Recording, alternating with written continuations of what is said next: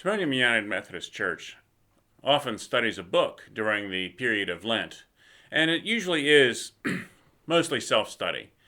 And so this year I wanted to offer that to all of those who view our reflections and our sermons and get our email.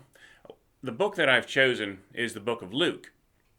Now, I know that sounds like an unusual choice because many of us as Christians are used to not reading the Bible itself, but reading what people say about the Bible. And there's value in that, but I want you to know that you can read the Bible for yourself. You can make decisions and judgments about what it's saying. Now, I hope that they don't become firm and final judgments because there's a lot that all of us need to learn. There is those who are really great scholars of the Bible are the most keenly aware of the fact that they don't know everything, that they cannot understand all of the depth of Scripture.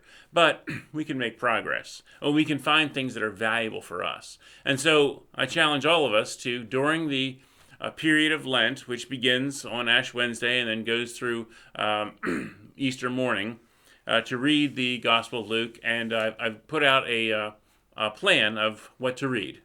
So this week we'll be reading chapters 1 through 3. Next week, chapters 4 through 6.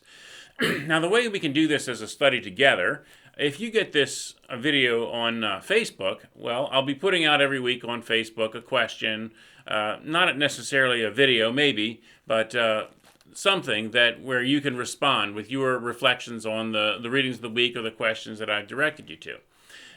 And if you get this through email, then you can respond by writing an email back to the church, to my personal address, cgobrecht@timoniumumc.org. And then I'll put everybody who responds by email onto an email list. And from there, we can have a fruitful discussion. So let me just read you the beginning of the Gospel of Luke here. He says, "Since many have undertaken to set down an orderly account of the events that have been fulfilled among us, just as they were handed on to us by those who were from the beginning were eyewitnesses and servants of the word, I too decided, after investigating everything carefully from the first, to write an orderly account for you, most excellent Theophilus, so that you may know the truth concerning the things about which you have been instructed."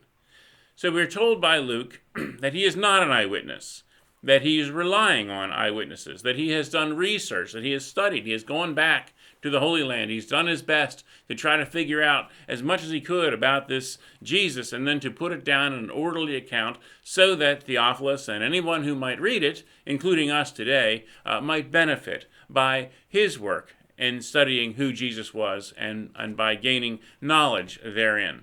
We also know about Luke because he's in the book of Acts, and wherever the pronoun we is used, Luke is there. And so he was a companion of Paul. He had much learning from that side too.